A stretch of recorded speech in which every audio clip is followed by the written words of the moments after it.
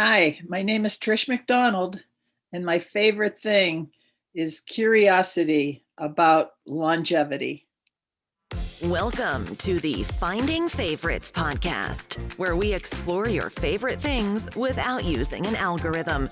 Here's your host, Leah Jones. Hello and welcome to Finding Favorites. I'm your host, Leah Jones. It is Sunday, October 11th. Nope, it is Sunday, October 10th. October 11th has been looming big in my mind as it is tomorrow. It's also the day of my breast reduction, which is because in this breast cancer journey, I don't have the BRCA gene, so a mastectomy was not a recommended part of my treatment. However, radiation is easier when your boobs are less like Ziploc bags of Jell-O. So I am doing a reduction and a lift. It's elective, but it's going to improve my outcomes. And it's also really hard to do any reconstruction post-radiation. So that is what's happening this week. I'm recording this as my mom is driving across Chicago. She had to take a creative route today because it is also the Chicago Marathon. And I didn't want her getting caught in marathon redirected traffic.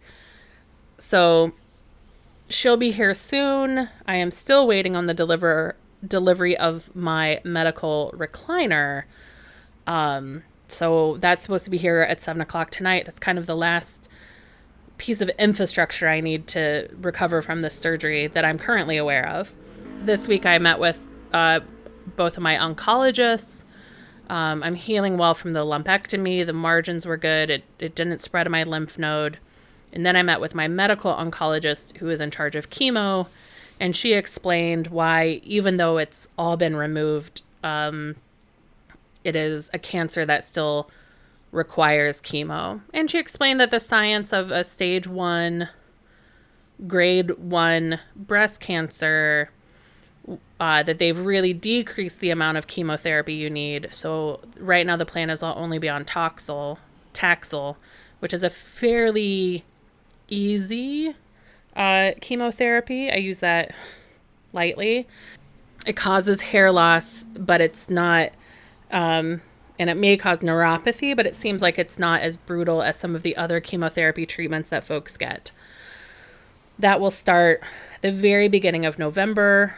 I've gotten permission to attend some live comedy events that I bought tickets for, as long as I'm masked and being very precautious. I was like, can I go home for Christmas? Can I attend these events? What are the rules of isolation? How does COVID impact chemotherapy this year? And it's not the wild west of COVID when it comes to chemotherapy anymore. So I don't have to be quite as isolated as I once thought I would be. Ezra will still be hosting my Hanukkah party instead of me, with some help from some of my girlfriends. But I'm feeling as prepared as possible.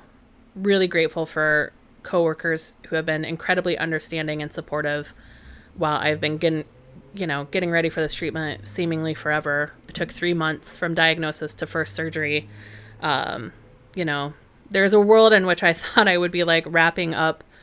I would be like all done with radiation and everything by now. I was like, there was a point where I thought by like Rosh Hashanah, I would be done with all my treatments. When the truth is, once things start on November 5th, I'll be in treatment for the following year of infusions, and then 5 years of estrogen treatment, hormone treatment. So that looms large for me, but I'm feeling I was just so ready to get it started. So with that said, this week I'm talking to Trish McDonald. Trish lives in Florida. She's 77 years young and has published her first novel. I really love that the 2 book publicists I've been working with lately have introduced me to some writers publishing their first novels over 50. At the age of over 50, because so often we only think about the ingenue who publishes in their 20s, and there's still so much time for all of us to pick up our pens and start writing. And Trish is a delight to talk to. We talk about tiny homes, RV parks, gut health, and her book, of course, Paper Bags, which came out on Tuesday and is available in digital and print. Wear a mask, wash your hands, and keep enjoying your favorite things.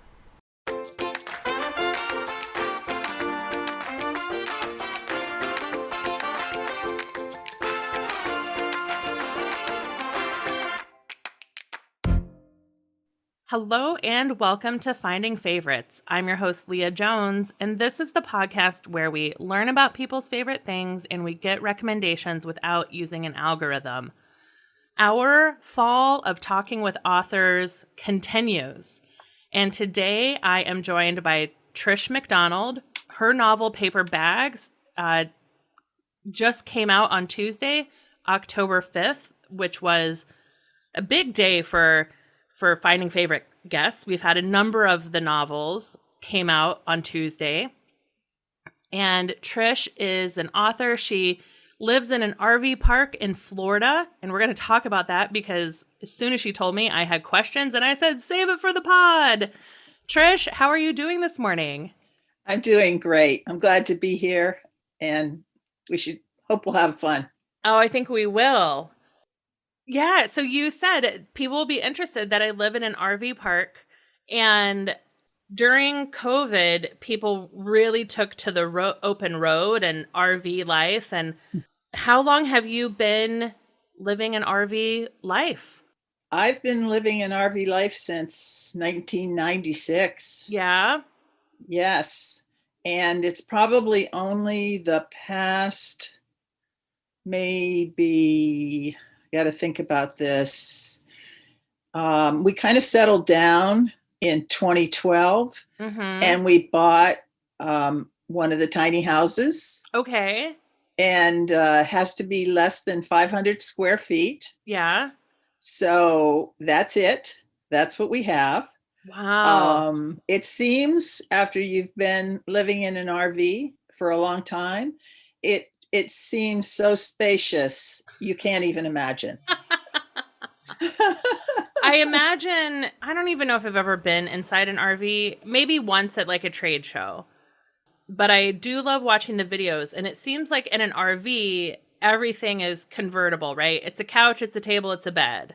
Right. Are things in the tiny house, do they have more singular functions, or are they also like transformers? No, it's more like just a regular house. However, our ceilings in the living room are 13 and a half foot high. Oh. So, and beautiful windows all around. So it's really quite gorgeous. So that's where the feeling of spaciousness comes from. Right. And then when you're in an RV park, you live outside. Right. That's the whole idea. And so you know your neighbors, and everybody's a neighbor. Yeah. And there's always something going on. Always. Oh, I can only imagine. And did you keep the RV when you bought the tiny house so you could still go on adventures, or We did. Yeah. We did. We just sold it probably maybe about 3 months ago. Okay. And we're just we're going to buy a lot, and we're going to put another tiny house on a lot that we own.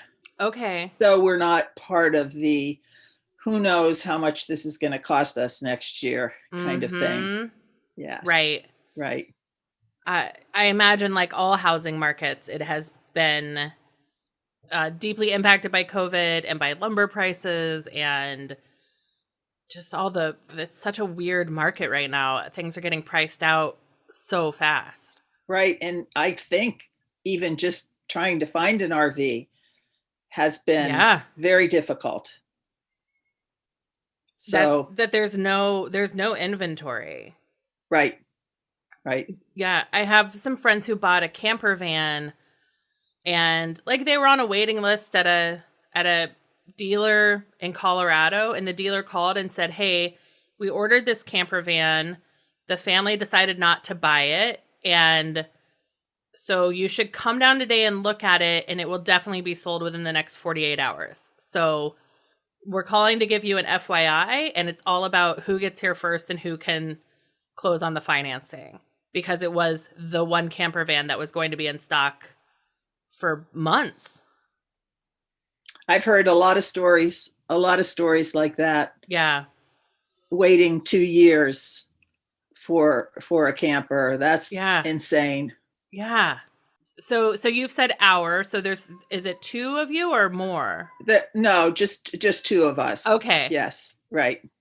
What are things about living either in a tiny home or in an RV that would be surprising to those of us who live in bigger, less mobile homes?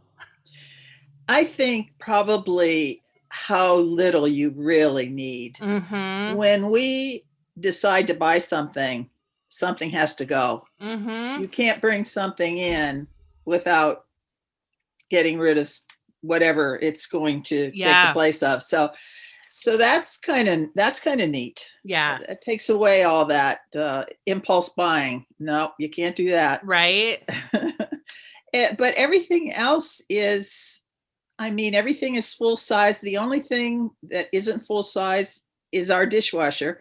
It's 18 inches wide, but okay. It's pretty small, but it does what it needs to do. Right. And if you stay on top of the dishes and you're doing them daily or every couple of days, then an 18-inch dishwasher can work just fine for two people. Right. Yeah. Right. I think people are surprised that they could do with so little space. Mm-hmm. Yeah. Yeah. And it makes cleaning a snap. Oh, I bet. Is your tiny home, so it's on rental land right now? Or it's Correct. Are you in a space that's like a combination of tiny homes and RVs, or are you kind of in a, okay. Yes, combination. Right. So some neighbors are there more year round and others come and go. That's exactly right. You get up in the morning and you look over and somebody new could have pulled in overnight. It's amazing. Yeah. And is it, I'm just letting my ignorant flag fly.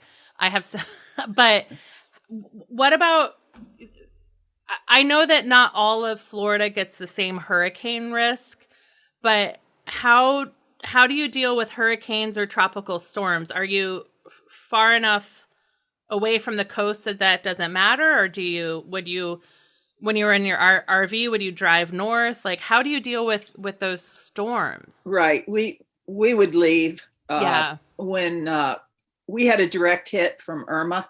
Okay. 4 years ago. Mm-hmm. But we were north. Okay.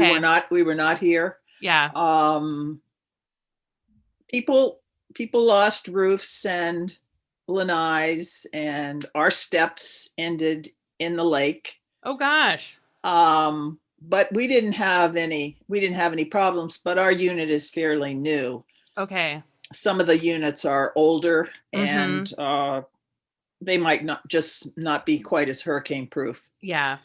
But the insurance is expensive. It's very expensive. I bet. And then of course they have the little clause with, you're covered, except in the case of a hurricane. Right. Which is the main problem, right? Exactly. Great.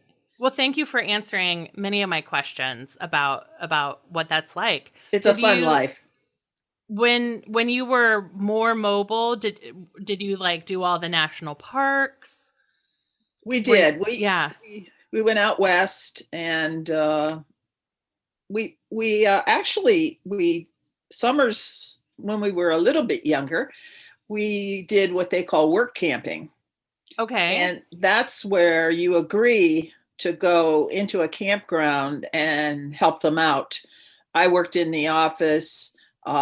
Jerry worked wherever they needed help, landscaping or plumbing or wherever they needed help.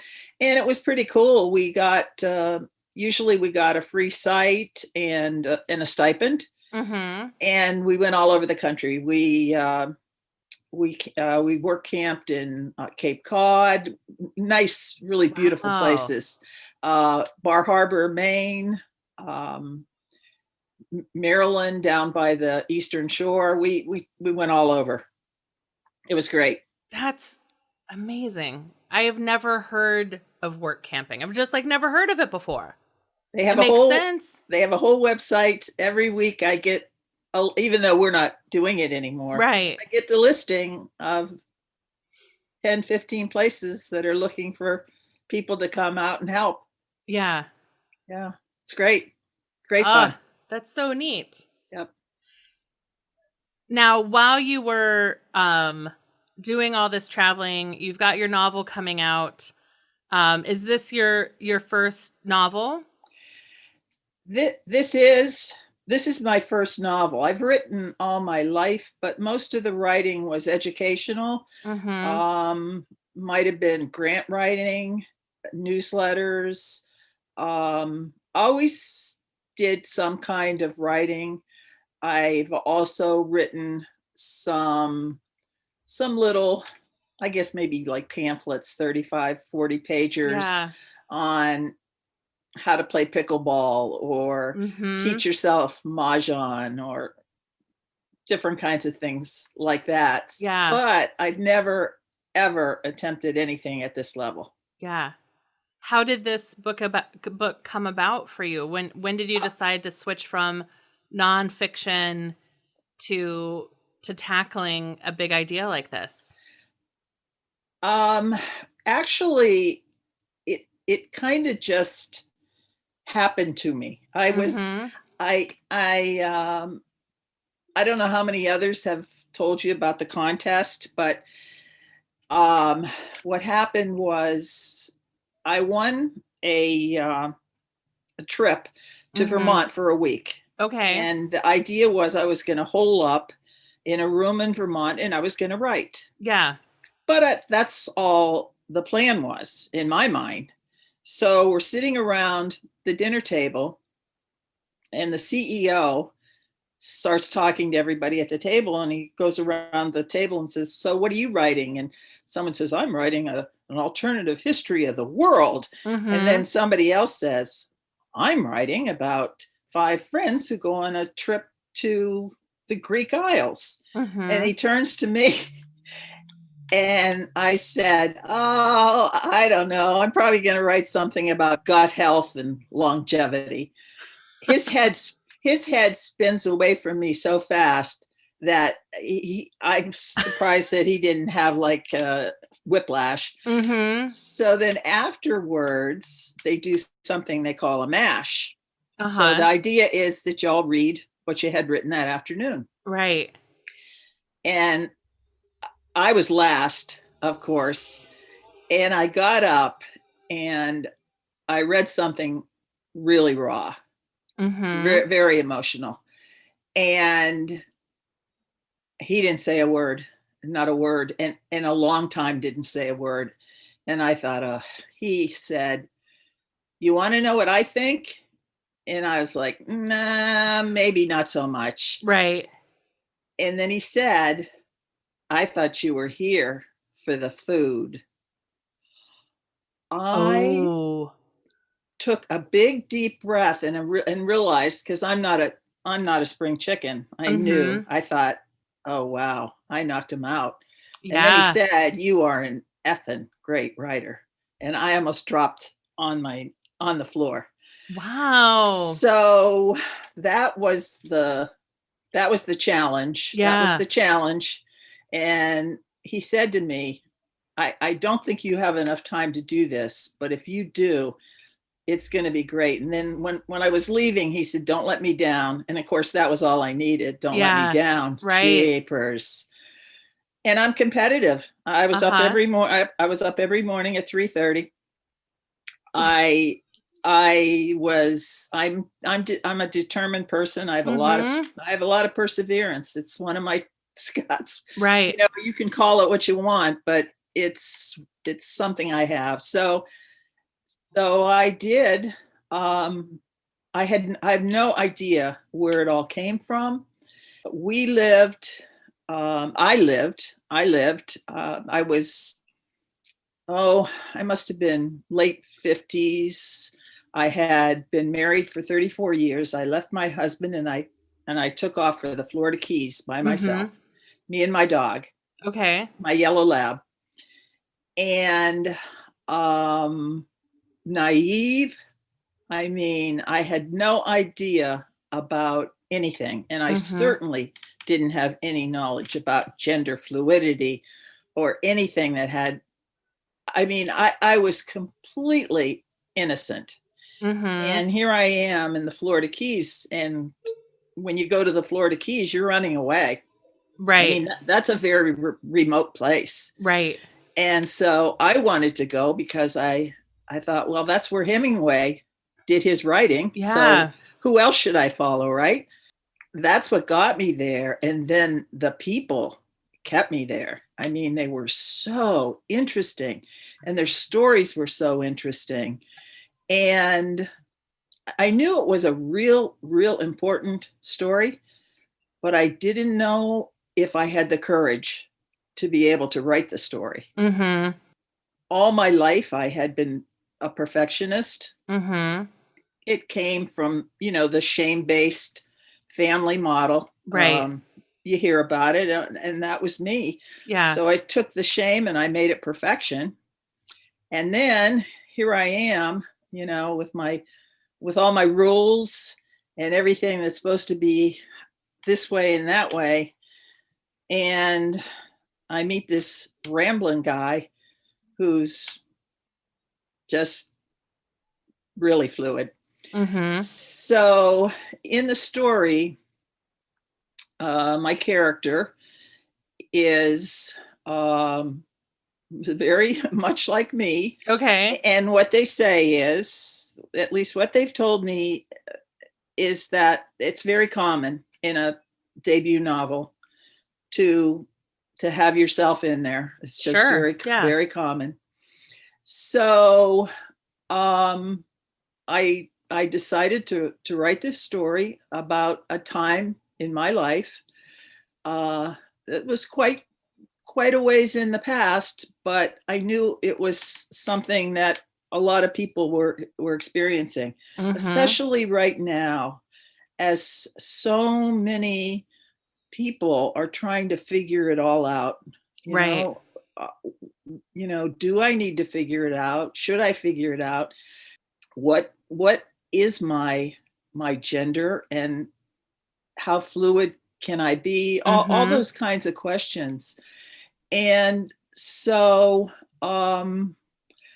I had to, in the morning when I write, I do like a chant. I say, I am bold, I'm fearless, I'm courageous, I'm determined. And I'm writing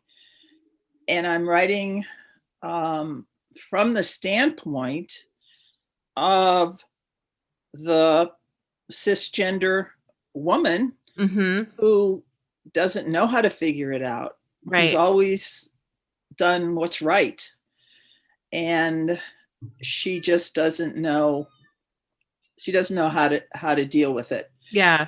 And it's the story. I'm sure you hear the story, and it could be the wife or it could be the husband comes home and says, honey, I'm thinking I might really have the heart of a woman. I might want to be a woman. Yeah. And so this is the other side. Yeah. This is the side of the person that has to figure it out. What do you do? How do you deal with that? Yeah. How do you figure it out? Right. It's the point of view of the partner who's not going to transition. That's correct. And how your identity might transition with theirs. Do you have a relationship that stay, do you have a relationship that keeps you together? Do you have one that says we're going to go our separate ways? It's absolutely something I see friends grappling with. Yes. Um, Yes. Yes. It's less taboo to talk about it publicly, maybe. I'm Mhm. not gonna necessarily say it's happening more, but I think that the silence has been broken. And people are now talking about both sides of how a transition can impact a romantic relationship. Right. And I think that both parties are transitioning. It's Mm-hmm. not just one way. Of course, it could be one way Right. if they decide to separate. Right. But it's this side in Paper Bags, the protagonist. I'm not going to give it away. Right. Her side, I don't like to use the word side either, but I don't know Mm-hmm. what else to call it. But her point of view, let's call it her point of view, Yeah. hasn't been really spoken about much Right. because it's really, really hard. Yeah. It's really, really hard. It's emotional, it's raw, and it takes time. It takes time to figure it out. Yeah. And you have to have a certain kind of an open, curious mind. Mm-hmm. And so Paper Bags was originally titled Open with Curiosity. Okay. But then the publisher said, no, we don't need a tagline. Let's just call it Paper Bags. Okay. So that's fine. But curiosity runs throughout the entire book. Yeah. Yeah. Great. Yeah. Well, that's exciting too. And did you return to Vermont? I have heard about from I think Dawn was Yes. a part of it, and Mike Karen went up to Vermont to write. I mean, it just sounds like quite the experience. And then obviously I've been talking to people who did the contest and through it found a publishing contract, whether or not they won or not. But did you return to Vermont for writing, or was it just that one trip and then you were off to the races? Well, I was scheduled to return, but COVID hit and everything stopped. And Yeah.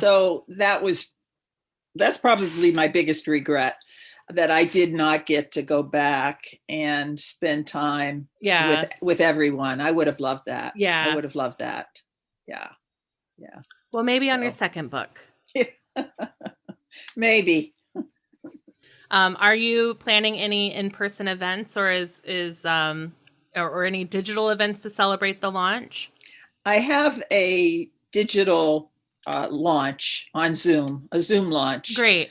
On Saturday, October 9th. Okay. Yeah. And I've decided that I'm just going to have a few really close friends because of the nature of the book. Right. And when I look out, I want to see friends. I'm not ready to get the barrage of what are you, out of your mind? So it's conservative where I live. It's sure. Well, you know Florida. So yep. It's a very conservative place. And I don't know what's really going to happen. I really don't know. And one last question actually about the book, and then Sure. I want to hear more about your favorite thing. Is it set, what are the years that it's set? It's set in the late 90s and early 2000. I mean, there wasn't even same-sex marriage then. Right. I mean, there really, really wasn't. And it is set in the Florida Keys. Okay. And Key West. Great. Yes. Great. So it's a turn of the century story. Yes, that's right. Wow. Right? Exactly. I keep seeing people talk about Gen X as people born in the late 1900s. And I'm like, it's true. I was born in 1977, which is the late 1900s, but it's weird. Doesn't work on my ear yet. Well, you should be born in the 40s. There's one Right. for you right there. Yeah. Holy smokes.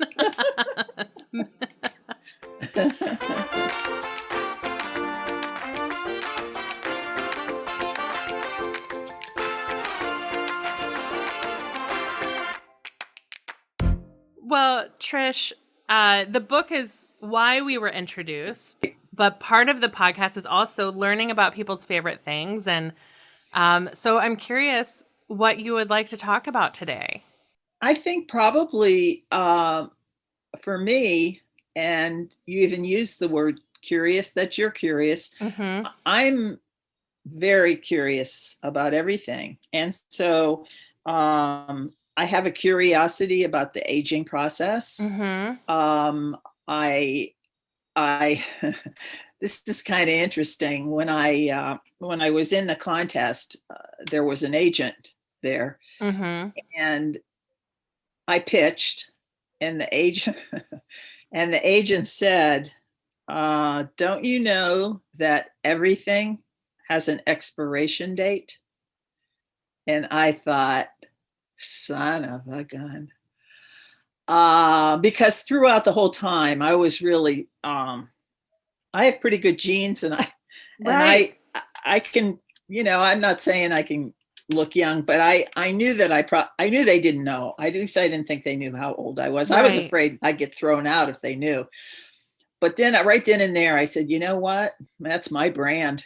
Mm-hmm. There's no expiration date. There's Yeah. no expiration on dreams. No, No. no. So Was there an that's expiration on the punch you threw in their face? yeah, yeah, not that was, in fact, I went ahead then, and because you have to present your marketing plan, and Right. I made that my marketing plan. I said, here it is. Yeah. That's just exactly what it Ooh. is. Because I'm still here. I'm not gone. Right. I'm not going anywhere. Right. So that was a pretty it was, yeah, that was a not so subtle, Yeah. little bit of a jibe. Yeah, Mm-hmm. you're here, but what else you got? Yeah. Yeah, so the whole longevity, vitality, that whole issue, I'm Mm-hmm. very interested in. I'm very curious about. Um, I love all the research that's going on about how long we're going to be able to live, Mm-hmm. and um, and then of course that takes you to the state of the world, and then Right. you're right back to transformation again. Mm-hmm. So I just think that if you can stay open-minded and curious, that will help you in the long run, stay vital, Mm-hmm. and maybe healthy. If you do enough research and find out what kind of pills the doctors are taking, because they're taking some interesting Yeah. drugs. Yeah. So I think probably there's going to be a lot going on in that whole longevity Right. arena. And I also think, we were talking about real estate earlier. The housing market in Chicago certainly is also being transformed by people's decision to age in place. Hmm. That people want to stay in their homes. They're getting construction done to a friend of mine who's in construction was building a model home, and he was like, yeah, so we have this, it could be two closets on top of each other, or it could be an elevator. And I was like, dude, what are you I was like, who is putting an elevator in their house? What are you talking about? And he was like, and everybody at the table chimed in, that like it's absolutely in some of the wealthier suburbs of Chicago, as people are planning to age in place and looking at their own longevity, that building for accessibility is also part of how people are planning now. But I'm curious because you like kind of casually mentioned gut health and I'm on your No Expiration blog, and you also have a link to a biology of trauma group. I'm curious, what are some of the things that you've learned maybe in the last couple years that have either changed how you're living, or what you're eating, or what you're doing in a day? What are some recent changes you've made? I would say the gut health overwhelmingly changed in my life. Mm-hmm. It was 2015 with the entire metabolic syndrome, high blood pressure, high cholesterol, and prediabetes. Yep. And I thought, this isn't going to be my life. This is absolutely not. So I got a book by Dr. Jerry Mullen called Gut Balance Revolution, Okay. and started on his gut plan. In 5 months, when I went back to see my doctor, she took me off and it was such a complete turnaround that I could not keep it to myself. Mm-hmm. So I started teaching a class on gut health in my community. Mm-hmm. And this is going to sound a little bit woo-woo. I love a But, woo-woo. I but love a woo-woo. Go for it. One morning, Jerry came out and he said, I'm going to tell you something. He said, since you've been doing this and teaching this class, he said, are you aware that your voice has actually changed? Hmm. And I went, whoa, that's pretty cool. Huh. But also, what changed was, I think that's where my courage came from. I think that's where the courage came, because there's a lot of research that shows what goes on between the gut and the brain. Mm-hmm. And so your gut is talking to your brain, and next thing you know, I'm deciding maybe I'm going to write a controversial book. Yeah. So I really believe I think that's where it came from, because my whole life I always said courage skipped me.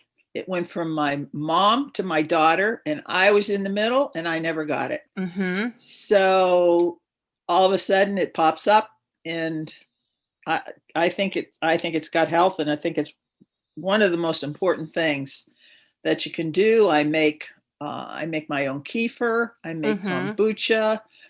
I make fermented vegetables, and I don't eat keto, but I do try to, watch sugar and carbs. Yeah.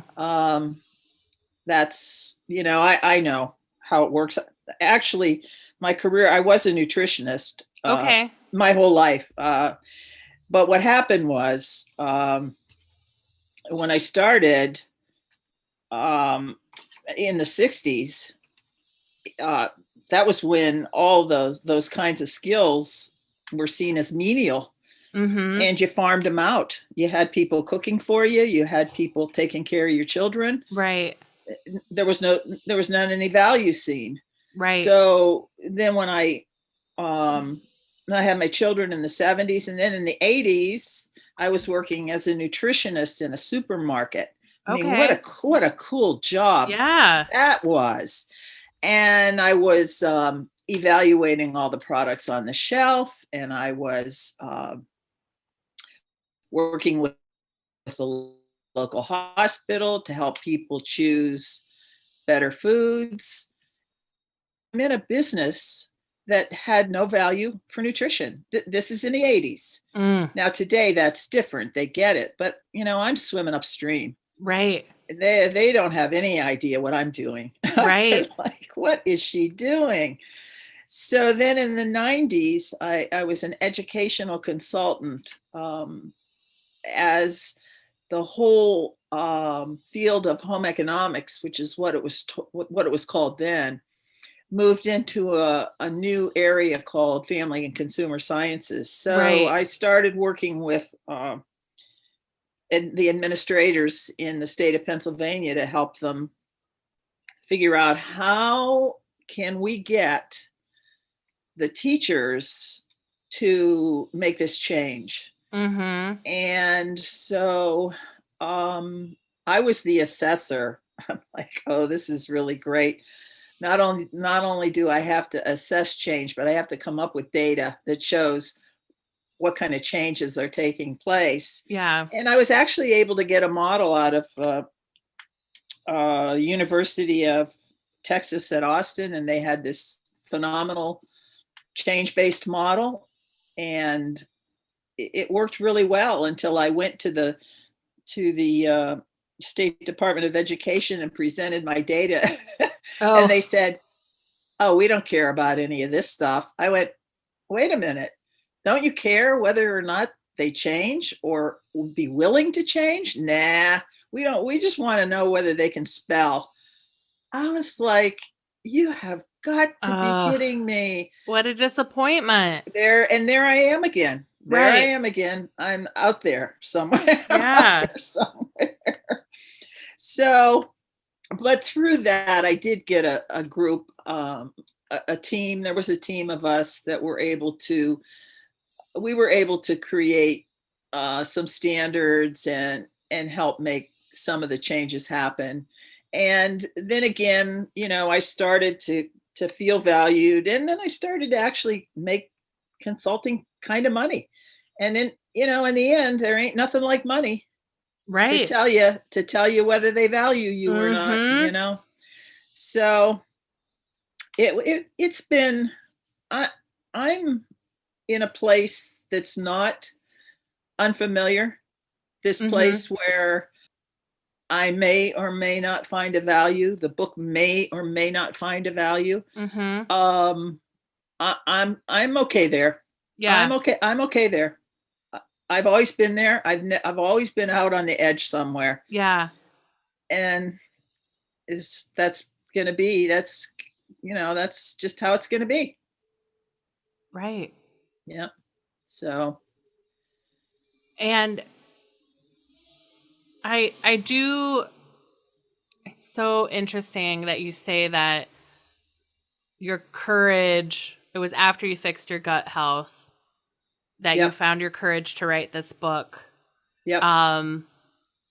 Did you find that other, because you also mentioned that you teach in your community as well, have you seen or heard feedback from other people that that are your neighbors and that are following some of your advice and discoveries? Has anybody whispered to you about changes they've felt?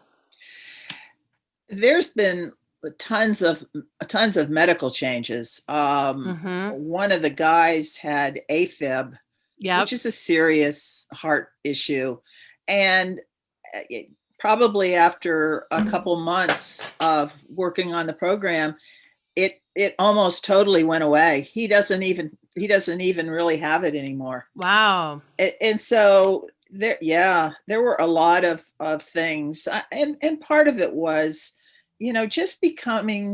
just trying to get people to become proactive when they go in to see their doctor. Why am I doing this? Why am I taking this? What's that? What's this? That's a huge problem for people. They think that the doctor knows everything, and that's not necessarily the case, because there's no way with the research and data that we have nowadays that any doctor could ever keep up with what if they were to read, I don't know what I read, something like it'd take them 67 hours a week or something to read all the research, all the latest research. Right. So, forget that. Yeah. Well, one of the, so I have a master's in health communication. Okay. Which has made me a nightmare on you're Twitter. Fun. You're fun. Yeah, you're a great patient. Yeah, like me. One of the things that really stuck with me is that it takes 17 years for evidence to become common practice. And it's why we're at about like year 14 or 15 with the guidance that like everybody should get a flu shot. Right. Which is why it's like pretty commonly accepted, is that we're getting close to that 17-year mark. And it's part of why I think COVID has been so difficult, is that it's been a long time since we had to live in the hypothesis. Right. Right? That like watching the science change around us, we're not scientists. We're not equipped to live in the lab and get so much data all the time. And it takes 17 years for anything to become common practice. And so I think that's like an underreported challenge of COVID, is that so everything that you've been learning about gut health in the last, 4 to 6 years is still has time before it becomes more commonly accepted, and before the doctor that can't set aside 65 hours to read research, like we're a decade away from the primary care physician knowing some of the gut health stuff that you've been learning. Right. You're right. I did have a good doctor though. She used to ask me to bring it in. She said, "Would you bring me in one of those mothers?" Oh yeah. What do you want? The kombucha mother or the kefir mother? The nurse has got a big, I'm bringing her all the good stuff. Yeah.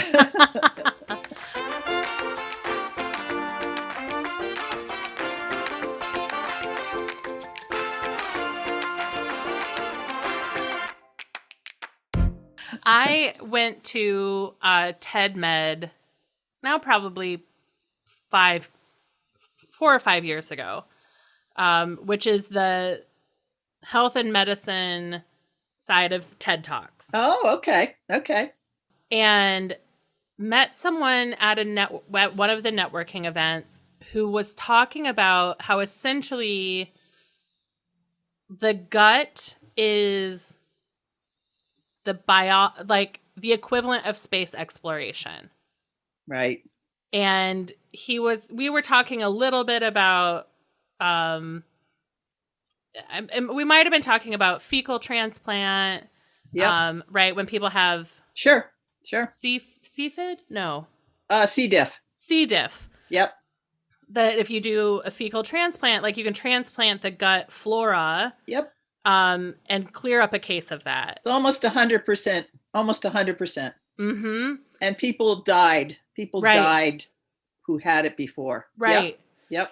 But that also, he had this idea that,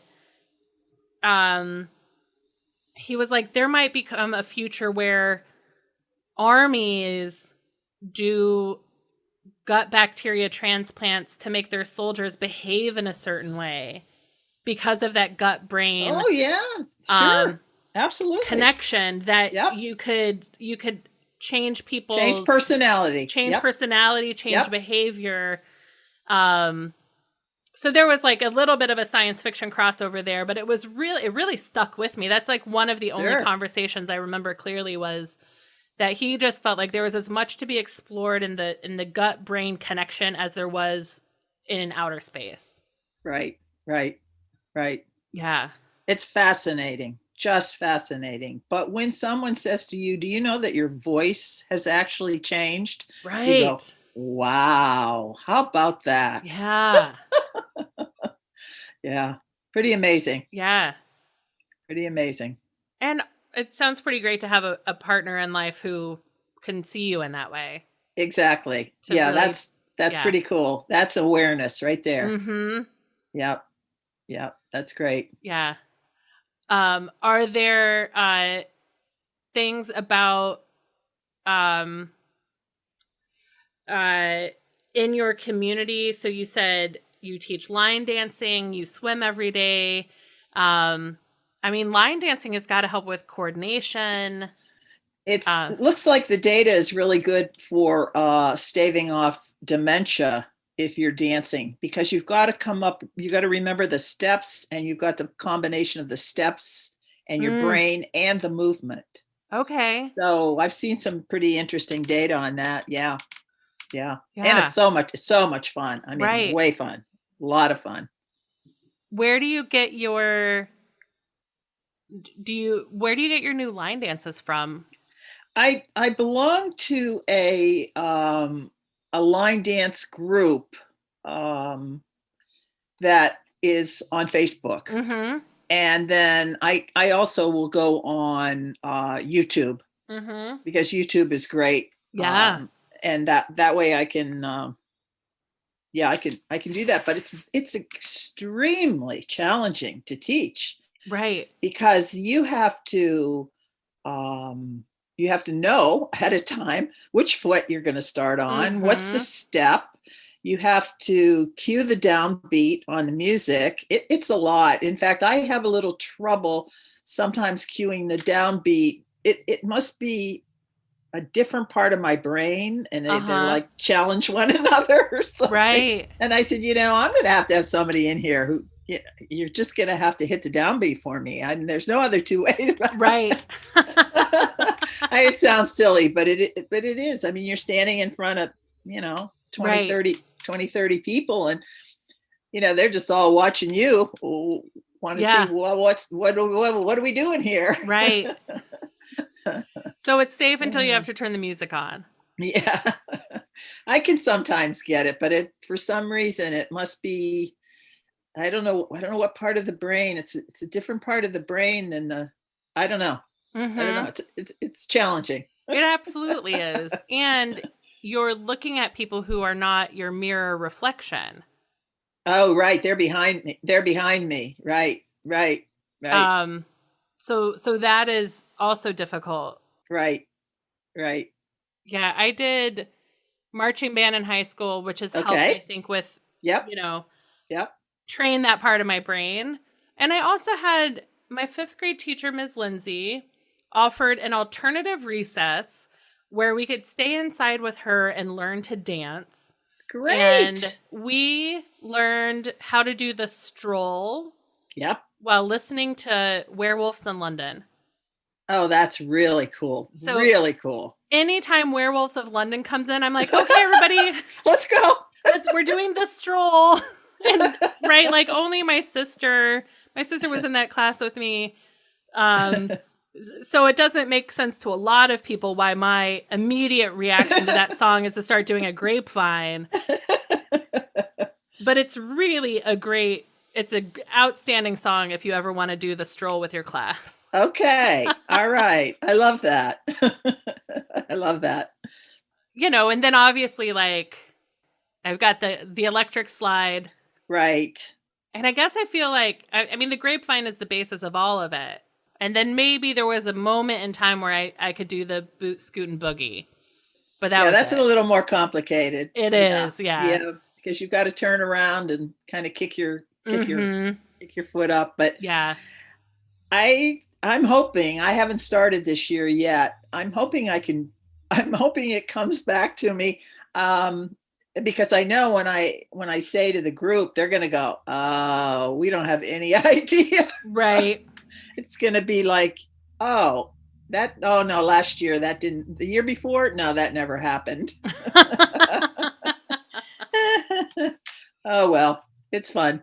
That is fun. So do you have like a community center? Yes. Nice. Yeah, we have a clubhouse. Yeah. Oh, that's nice. Yeah, it's nice. It's nice. Do you ever do like potlucks or community meals in the clubhouse?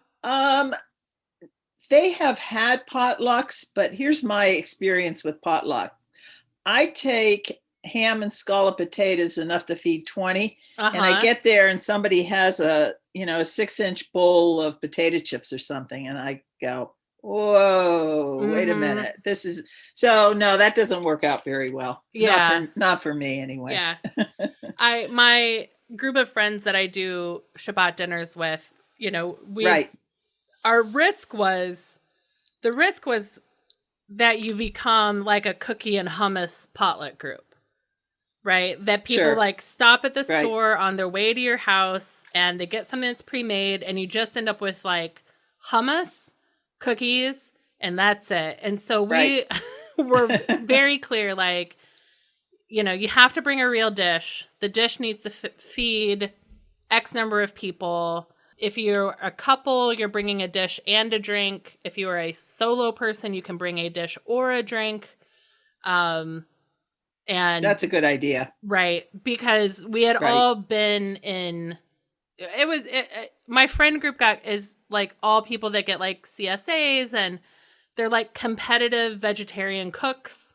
Right. So we would have, you know, some nights we'd be like, okay, guys, 3 quinoa dishes is enough. But they would all be like different. It wasn't 3 quinoa and pine nuts. It was 3 like very different quinoa dishes. Right. Yeah. Yeah, we got tired of. I said, oh, we got to, you know, we get stuck on quinoa. We really need to just mix it up a little bit here. This gets a little crazy. Yeah. Do you because you mentioned pickling, do you make your own kimchi?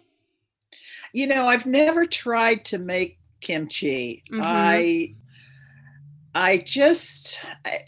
tried it, but I didn't care for the taste of it.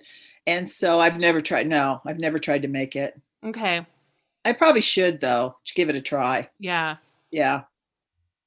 I've never made it. I've done like easy pickles with just like some vinegar and sugar and, you know, I've done very simple fridge pickles. Right. I haven't gone much beyond that. Yeah. And kombucha, what do I need to know about kombucha to like find one to try that will change my opinion on it? Like what do you think because you did say you have a kombucha mother, so you are making your own kombucha? I do. And I usually let it, I don't usually let it get like to the vinegary stage. I like it to be, you know, still have a little bit of sweetness. Yeah. And then I like to add, all different, like maybe some cherry juice or blueberry juice or pomegranate or pomegranate juice. Yeah. And I don't want to put together all kinds of things. I might get some fresh ginger and maybe some pear, you know, pieces of pear. So I experiment with all kinds of things. Yeah. But you have to try different brands, and some of the brands you can actually start your own mother with some of the brands, but it takes a long time. And people don't tend to be patient enough. I just buy the mother. Okay. I just buy it on Amazon. Yeah, it comes in a little. You know, it's a little. You look at it, and you go, "Oh, really? This is." I paid for this. That's right. And then when it's sitting on your counter, you almost think, "Gee, I hope nobody comes in to see this." You know. Yeah, I do want to give kombucha another shot. I feel like I bought it once or twice, not really knowing. I just wasn't prepared for what was going to happen, like what it was going to taste like. Right. Or maybe I thought I bought iced tea and it was kombucha, which is just if you're mentally prepared for iced tea. Exactly. It's not there. So I do want to try it again because I think I didn't have all the information. And then I was like, no, gross. But I feel like I've grown up a little. I can try it again. I'd love to tell you a certain brand, but I don't buy it. Yeah. I only make it. So, and then when you make it, you can make it to whatever taste you want to make it. Right. I mean, and you pick whatever kind of tea you want. Yeah. It's a little shocking when you put the sugar in, you go, oh, I don't know about this. But the mother takes care of all the sugar. Yeah. And so the amount of sugar you get is very, very, very small. Right. So yeah, try to give it another I'll try. try it again. Okay. Okay. So I have I made a note of the now I closed the tab, so I added it to my Amazon list, the new gut balance. Was that it? The book? Yeah. Yeah, that's it's from 2015. So this one's not new, but I really like this one because he's got I don't know, his recipes are just okay. I have all my own recipes, Okay. but if you get into it, let me know. I can send you all kinds of things. I can Okay. send you all kinds of recipes and ideas and everything. Yeah. Because I taught it for quite a few years. Yeah. Yeah. I mean, just looking at this is not a way to judge a book, but I'm going to judge a book by its cover. But there's like cashews, strawberries, kiwi, pickles, yogurt, a bok choy, a broccoli. Like these are all foods I like on the cover of the book. Right. And right. if you're going to tell me there's something out there where I get to eat more pickles. Exactly. Fantastic. That's Great. right. That's right. I'll eat more pickles. And you want to get the refrigerated ones, Leah. They have the live bacteria. Okay. Okay. Yeah. Okay. So not the ones, not just the ones like next to the ketchup. No. Okay. No. Those would be that would be all processed out. The heat will kill it. Yeah. All right. Is there anything else about that I didn't actually ask you that you wanted to make sure to mention this today? I get asked a lot, where the title came from.